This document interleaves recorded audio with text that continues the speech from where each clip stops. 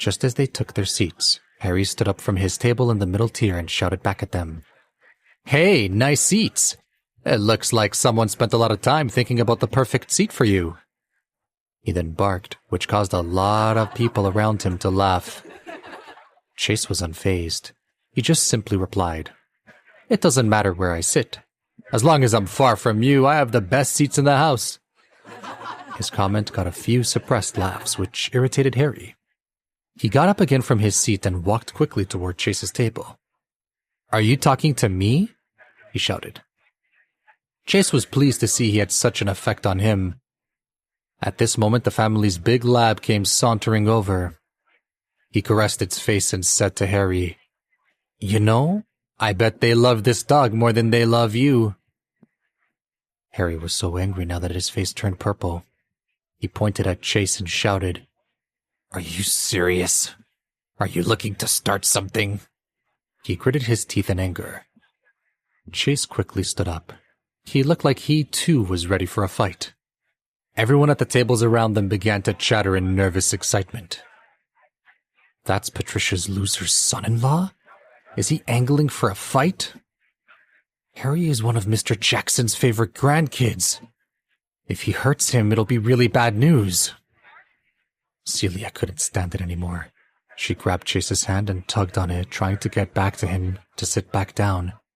She then whispered, "Stop, please, for me."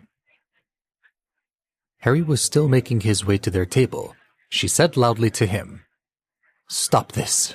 He's my husband. Show him some respect." Harry, however, would hear none of it. Not only did he still have it out for Chase, but now he was done with her as well. He scolded loudly. "Celia, only you could love such a piece of trash like its treasure. And don't talk to me about respect. We all know you let him knock you up and now you have no other options." "How dare you!" she shouted back, outraged at his audacity. He laughed and said, "Then explain to me why your daughter isn't here. Could it possibly be because you're embarrassed of her?" When Celia heard this, she couldn't take it anymore. She threw her napkin down on the table and stood up. All eyes were on the three of them. Harry reached the front of their table and turned to Chase and said, "Do you still want to fight me, big guy?" Once again, the nervous chatter carried throughout the garden. "I told you this wasn't going to end well. What did they expect coming here?" No one was altogether very concerned about the situation. If it did come to violence, Harry was sure to make quick work of it. They continued to eat their appetizers and drink their wine. What they didn't see coming was Chase's reaction. In the grand backyard of the Jackson family's home, Gregory and Monica were thrilled to look out over the sea of familiar faces. They had a large family, and it was growing exceedingly rare for everyone to be gathered together. Monica's 80th birthday had proven to be the perfect occasion. Their eldest son, Howard, had followed in their father's footsteps and pursued a job in government. He had already climbed a high position at the city level and was beginning to have state and nationwide aspirations. With time, he would surely become a widely influential figure. Their second eldest son, Holden, had abandoned a political career and gone into business. He was as self-made as one could have, being from an upper-middle-class family. And although his company was small, he and his wife had given birth to a son whose wild success was only just the beginning. Liam was perhaps the favorite in the Jacksons' grandchildren. In fact, he was the only grandchild sitting at one of the innermost tables of Monica's seating arrangement. He had inherited his father's love for business, but his acumen was unparalleled. At 29, he was already worth $1 billion. Gregory and Monica's youngest daughter, Dorothy, hadn't achieved much success in her own life, but her daughter Susie had found and married Matt, a very successful international businessman. They were beginning to expect great things from her family. It was only their daughter Patricia who had let them down. They were tremendously disappointed in how her life had turned out. At first, they disapproved when she married Gene. While he was smart, he suffered from a lack of ambition. And without that, he was sure to go nowhere. Sure enough, Jean had always done as little as possible. Gregory had helped him land a position in city government, and he'd coasted as a stable but unimpressive job ever since. But it was Celia who had disappointed them the most. When she was young, she had been the apple of Gregory's eyes. She was pretty and precocious, the best pupil in every class. They had been prepared to leave Celia an outsized portion of their estate upon their passing, but they rethought everything after she married that good-for-nothing husband of hers. Gregory and Monica were still furious at her for letting herself get pregnant out of wedlock.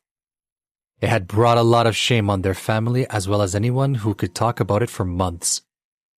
From the day of Dottie's birth, they had cut Celia and Chase out of their hearts.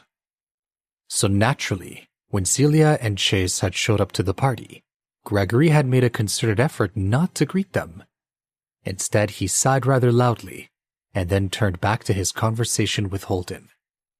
He was more concerned that Liam, who he had been grooming to become the next head of the Jackson family estate, was not yet in attendance. "Where is your son?" he said to Holden. "We are about to sit down for lunch." Holden replied, "I just called him. He says he has an important appointment with a wealthy and powerful investor today to discuss a business venture. He still plans to come later, but he'll text me when he's on his way." Gregory's eyes widened. "Is it Tim Sanders?" he asked with a smile. He was very aware of Tim and what a business venture with him would mean for the family. Anyone who worked with Tim was guaranteed to have a bright and successful future. He was very impressed that his grandson had arranged such an important meeting, particularly at his young age. He then said, "He's truly a man after my own heart. You have a wonderful son, and I feel confident that he's the one to help manage the family's wealth after I pass." Holden was overjoyed with this news. He flattered his father and said, "That's all thanks to his grandfather's good guidance." A few minutes of joy-filled conversation followed until it was interrupted by Hunter, who rushed inside and shouted, "Grandpa, we have a situation in the backyard. Chase and Harry are on the verge of a fight." "What?"